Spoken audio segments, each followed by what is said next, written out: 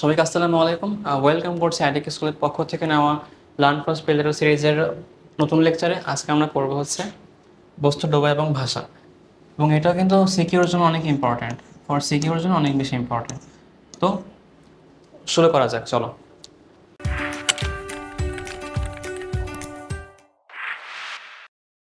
আচ্ছা, এখন আমরা তিনটা তিনটা আমরা কেস দেখব, তিনটা কেস। ফার্স্ট কেজের মধ্যে ধরো, প্রথম কেজের মধ্যে ধরো একটা পাত্র আছে, ধরি হচ্ছে একটা পাত্র আছে, আর পাত্রের মধ্যে হচ্ছে পানি দ্বারা পূর্ণ অ্যান্ড এর মধ্যে হচ্ছে একটা বস্তু আছে, আচ্ছা, এটা আমরা করতে পারি হচ্ছে বস্তুটা আংশিক নিমজ্জন করি।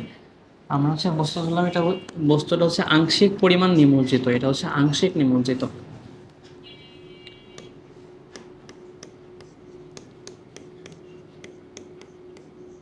বস্তু হচ্ছে আংশিক নিমজ্জিত অ্যান্ড এটা হচ্ছে স্থির অবস্থায় আছে, নিমজ্জিত অ্যান্ড এটা হচ্ছে স্থির অবস্থায় আছে।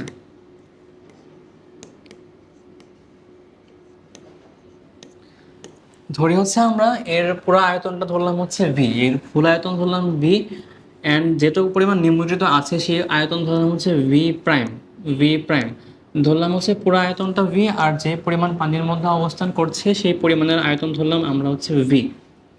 ভি প্রাইম মানে কি? ভি প্রাইম মানে হচ্ছে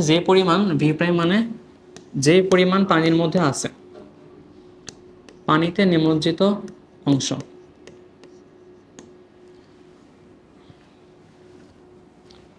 পানিতে নিমজ্জিত অংশের আয়তন।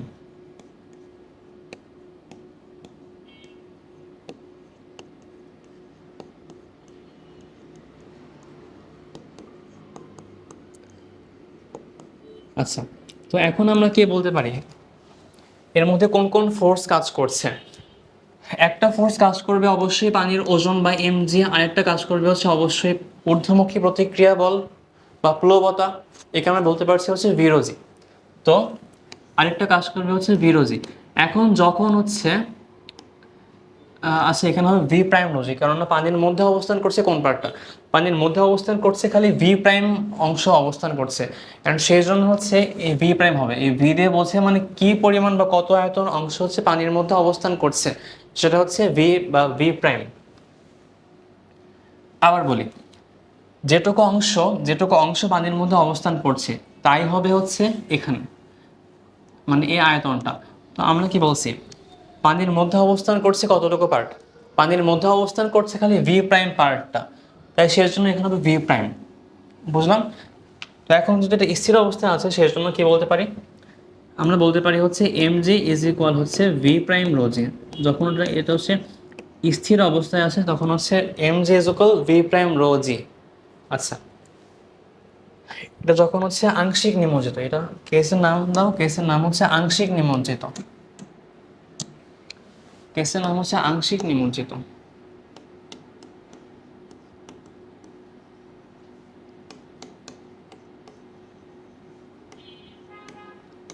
নিমজ্জিত এবং হচ্ছে স্থির, এবং এটা হচ্ছে স্থির অবস্থায় আছে।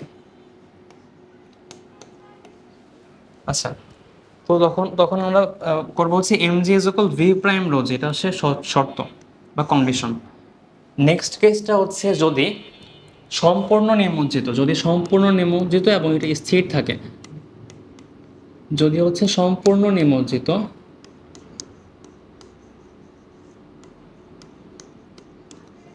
and এটা হচ্ছে স্থির থাকবে, তখন কি হবে? তখন ভাবি হচ্ছে একটা পাত্র আছে, পাত্রের মধ্যে অন্য কালার দিয়ে আগে ধরে হচ্ছে পাত্রের মধ্যে সম্পূর্ণ পরিমাণ নিমজ্জিত আছে।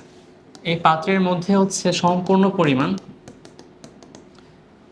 বস্তু হচ্ছে সম্পূর্ণ পরিমাণ নিমজ্জিত আছে, মানে হচ্ছে পুরো ভি অংশটা হচ্ছে এর ভিতরে অবস্থান করতেছে। এর মধ্যে কি পুরো ভি অংশটাই হচ্ছে পানির মধ্যে অবস্থান করতেছে, ভি অংশ পানির মধ্যে আছে, পানির মধ্যে। তো সেই ক্ষেত্রে আমরা কি বলতে পারি, এর মধ্যে সেম পরিমাণ মানে একটা থাকবে এমজি এবং আরেকটা থাকবে কি ভি রো জি। মানে কি এখানে কি হবে, ভি এর মধ্যে হবে যে পরিমাণ বা যে পার্টটা পানির মধ্যে অবস্থান করতেছে, এখানে পানির মধ্যে অবস্থান করতেছে পুরো পার্টটা, মানে ভি পার্ট অবস্থান করতেছে, সো এই জন্য হবে ভি রো জি। তো আমরা বলতে পারি যেহেতু স্থির সেজন্য M G is equal V rho G, V rho G. বুঝলাম? যখন স্থির অ্যান্ড যখন ভি রো জি, এখানে ভি প্রাইম হবে না,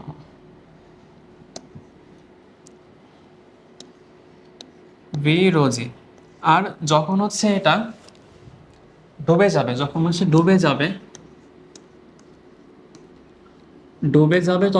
তখন, কি হবে, তখন অবশ্যই হচ্ছে নিচের ওজনটা বেশি হবে, তখন অবশ্যই নিচের ওজনটা বেশি হবে। ডুবে গেলে তখন নিচের অবশ্যই, ধরো ডুবে গেছে তো সেই জন্য হচ্ছে এর অবশ্যই ওজনটা বেশি, একটা আছে এমজি অ্যান্ড উপরে হবে প্লবতা বা পুরো অংশ হওয়ার জন্য ভি রোজি। অ্যান্ড যখন হচ্ছে এমজি বেশি তখনই তো অবশ্যই ডুবে যাবে, তাই না? তো এমজি যেহেতু হচ্ছে ভি রোজি থেকে বড়, তো সেই জন্য হচ্ছে এটা ডুবে যাবে, তো সেই জন্য হচ্ছে ডুবে যাবে। বুঝলাম? তো এই পুরা কেসটা হচ্ছে ফাঁপা একটা বস্তুর জন্য, এই পুরা কেসটা কি, এটা ফাঁপা বস্তু, ফাঁপা বস্তুর জন্য, ফাঁপা বস্তুর। আচ্ছা, আমরা হচ্ছে এখান থেকে আরেকটু সিম্পলিফাই করতে পারি, এখানে আমরা লিখতে পারি, এখান থেকে আরেকটা কন্ডিশন বানাই। এখানে কি পুরা পুরা হচ্ছে আয়তনটাকে অবশ্যই ভি, আর ডুবন্ত অংশের আয়তনটাকে অবশ্যই ভি প্রাইম রোজি। এখানে কোনটা বড়? অবশ্যই ভি বড় না? তো আমরা বলতে পারি ভি রো জি, কারণ হচ্ছে পুরা আয়তনটা অবশ্যই কিন্তু এবার থেকে অবশ্যই বড়। তাহলে বলতে পারি V rho G is greater than V prime rho G, V prime rho G. তাহলে আমরা কি বলতে পারি, ভি রো জি থাকবে ভি রো জির মতো, অ্যান্ড এখান থেকে বলতে পারি গ্রেটার দেন এম জি। কারণ কি? কারণ হচ্ছে M G is equal V prime rho G. তাহলে আমরা বলতে পারি হচ্ছে এম জি যখন, কিনা হচ্ছে M G is less than V rho G, সেই ক্ষেত্রে হচ্ছে একটা আংশিক নিমজ্জিত থাকবে। অ্যান্ড যখন হচ্ছে M G is greater than V rho G, তখন হচ্ছে ডুবে যাবে।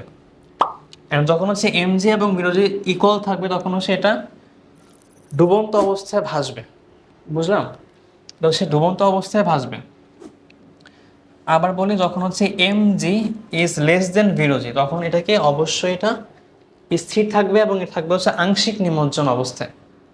অ্যান্ড যখন হচ্ছে এম জি বড় হবে ভিরোজি থেকে, তখন হচ্ছে এটা ডুবে যাবে। অ্যান্ড যখনই হচ্ছে এম জি ইজ ইকুয়াল ভিরোজি, তখন হচ্ছে এটা ডুবন্ত অবস্থায় ভাসবে। এটা কার জন্য? এটা হচ্ছে ফাঁপা বস্তুর জন্য।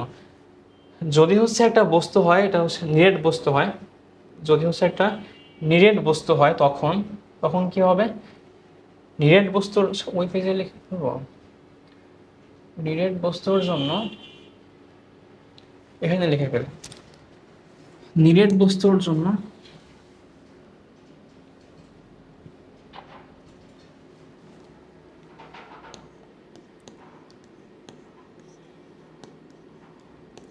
নিরেট বস্তুর জন্য হচ্ছে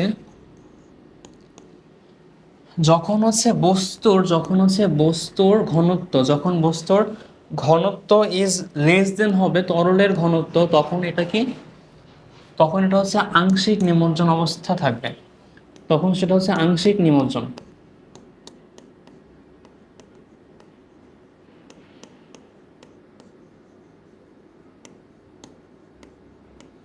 আর যখন কিনা হচ্ছে বস্তুর ঘনত্ব ইজ ইকুয়াল পানির ঘনত্ব বা তরলের ঘনত্ব, তখন সেই ক্ষেত্রে এটাই হবে হচ্ছে সম্পূর্ণ নিমজ্জন অবস্থায় ভাসবে, সম্পূর্ণ নিমজ্জন অবস্থায় ভাসবে। এটা হলো সম্পূর্ণ নিমজ্জন। অ্যান্ড যখন হচ্ছে গিয়ে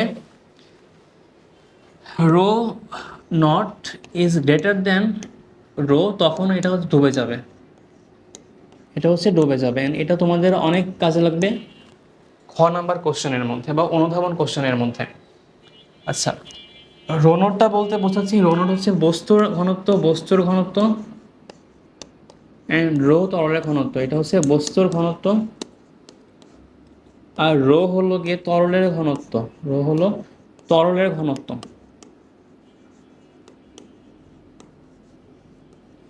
এটা মনে রাখবা।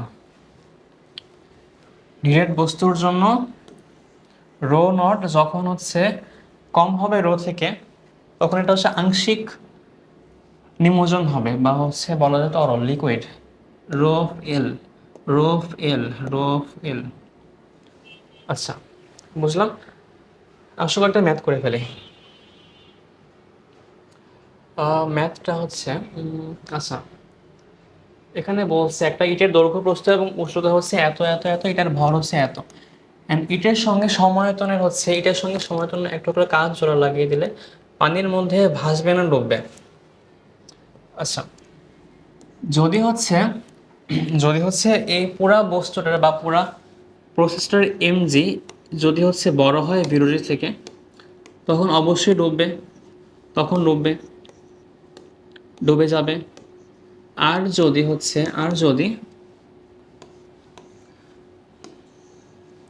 যদি হচ্ছে এমজি ইজ লেস দেন হয় বিরোধী থেকে, তখন অবশ্যই ভাসবে, তখন হচ্ছে অবশ্যই ভাসবে। তো আমরা এখন চেক করব কোনটা হবে। বুঝলাম। এখানে আয়তন বলছে হচ্ছে, আয়তন আমরা বের করতে পারবো 25 গুণ 12 ইন্টু হচ্ছে 6 গুণ 10⁻⁶, অ্যান্ড হচ্ছে এটার ভর হচ্ছে 2.25 কেজি। তো এখান থেকে আমরা বলতে পারি হচ্ছে এটার ওজনটা কত হবে। ওজন হবে 2.25 গুণ 9.8। তো ওজন হবে 2.25 গুণ 9.8, এটা হবে হচ্ছে 22.0505 নিউটন। এটা হচ্ছে ওজন। এখন যদি হচ্ছে ওজনটা যদি বেশি হয় ঊর্ধ্বমুখী বল থেকে, মানে কি, যদি হচ্ছে ওজনটা বেশি হয় ভি রো জি থেকে ওজন বেশি হলে, থেকে এমজি বেশি হলে ডুববে, এমজি বেশি হলে ডুববে, বেশি হলে হচ্ছে এটা ডুবে যাবে, বেশি হলে ডুবে যাবে।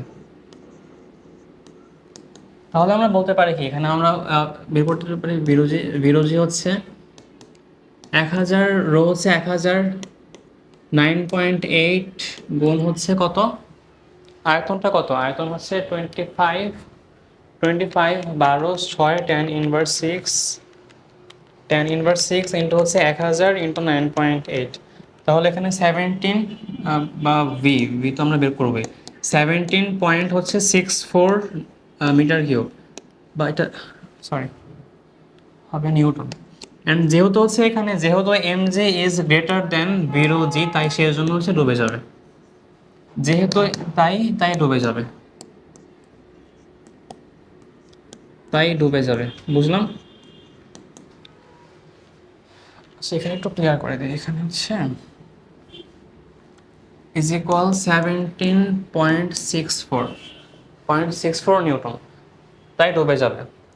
অ্যান্ড যদি হচ্ছে এমজি কম হলে তাহলে কিন্তু ভাসতো, তখন ভাসতে পারতো। আচ্ছা, নেক্সট ম্যাথের মধ্যে কি বলছে, এখানে বলছে হচ্ছে এই বস্তুর জন্য দৈর্ঘ্য প্রস্থ এবং হাইট দেওয়া আছে এবং এর ভর দেওয়া আছে, আর বি বস্তুর জন্য হচ্ছে এর ভর দেওয়া আছে এবং ঘনত্ব দেওয়া আছে। আর বলছে হচ্ছে এই বস্তুর মধ্যে পানির ওজন কত, পানিতে ওজন কত। এই আগের টপিকটা থেকে আসছে, মানে কি হচ্ছে আপাত ওজন বা কি ওজন ফিল করছে বলে মনে হবে, বা এফ নেট, এফ নেট আমরা কি জানি, এফ নেট জানি হচ্ছে এম জি মাইনাস হচ্ছে V rho G, M G minus V rho G, বা রো অফ ওয়াটার। এখানে রো হচ্ছে পানির, রো হচ্ছে গিয়ে পানির ঘনত্ব, রো হচ্ছে পানির ঘনত্ব, বি রো। আচ্ছা, তাহলে আমরা কি বলতে পারি, তাহলে এখানে বলা যায় এম জি, এম কত, এম হচ্ছে 10 কেজি, 10 গুণ 9.8, 10 গুণ 9.8 মাইনাস ভি, ভি হচ্ছে 25 গুণ 16 গুণ 12 গুণ 16 গুণ 12 গুণ 10⁻6 ইন্টু হচ্ছে রো অফ ওয়াটার 1000 গুণ হচ্ছে 9.8। এখন যা আসবে তাই হচ্ছে অ্যান্সার, এখন যা আসবে তাই হবে হচ্ছে বস্তুর পানির মধ্যে ওজন এত নিউটন। বুঝলাম। আচ্ছা, এখন বলছে বস্তুটাকে বেঁধে পানির মধ্যে ছাড়লে রেখে ডুববে নাকি ভাসবে, সে আগের কনসেপ্ট। যদি হচ্ছে M G is greater than হয় ভি রো জি, তো সেই ক্ষেত্রে হচ্ছে ডুববে, ডুবে যায়। আর যদি হচ্ছে mg ইজ লেস দেন যদি হয় v rho g, তো সেই ক্ষেত্রে হবে ভেসে থাকবে, সেই ক্ষেত্রে হচ্ছে ভাসবে। mg লেস দেন যদি হয় v rho g, সেই ক্ষেত্রে ভাসবে। আমরা দেখি হচ্ছে এদের মধ্যে টোটাল ভর কত। টোটাল ভর এখানে কি বলছে, বস্তু হচ্ছে দুইটা বস্তু, তো সেই জন্য হচ্ছে এম টোটাল কত, দুইটা বস্তু হওয়ার জন্য মোট ভর হবে 12 কেজি। 10+2, 10+2 হচ্ছে 12 কেজি হবে, 12 কেজি। তো সেই ক্ষেত্রে হবে, সেই ক্ষেত্রে mg কত, তো সেই ক্ষেত্রে m টোটাল ইন্টু জি, বা হচ্ছে 12 × 9.8, 12 × 9.8, এত হচ্ছে নিউটন, এত নিউটন।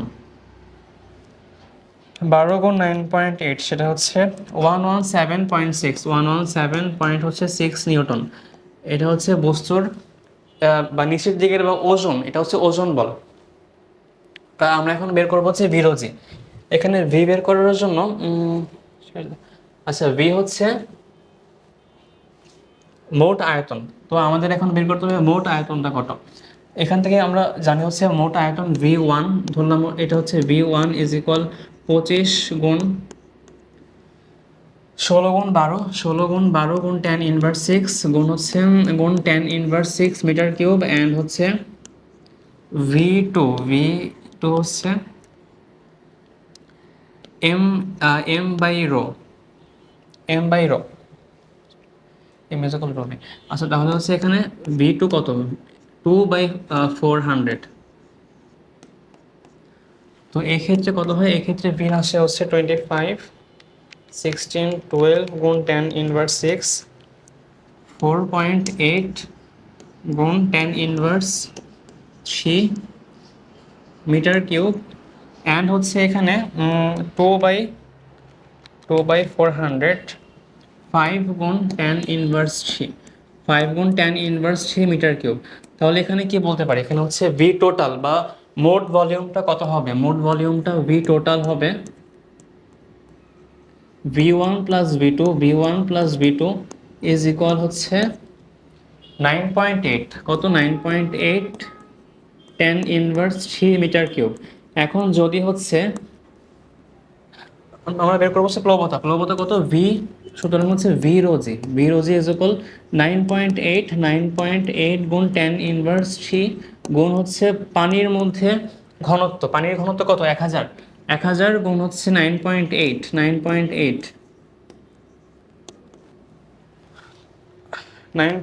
গুণ 10⁻3, 1000 গুণ 9.8, তো এটা আসে 96.04 নিউটন। অ্যান্ড যেহেতু হচ্ছে আমাদের বড় কোনটা, যেহেতু হচ্ছে এমজি বড়, যেহেতু এমজি বড় হওয়ার কারণে হচ্ছে ডুবে যাবে, হওয়ায় বস্তু ডুবে যাবে।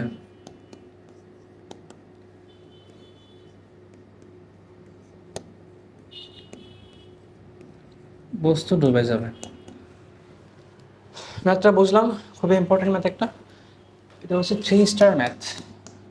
বাসায় ভালো করে আবার ট্রাই করবে, অ্যান্ড এরকম ম্যাথগুলো হচ্ছে বই থেকে সলভ করবা বা গাইড থেকে সলভ করবা। বুঝলাম। তো আশা করি তোমার ক্লাসটা ভালো লাগছে। তো থ্যাংক ইউ সবাইকে, নেক্সট ক্লাসে আবার দেখা হবে।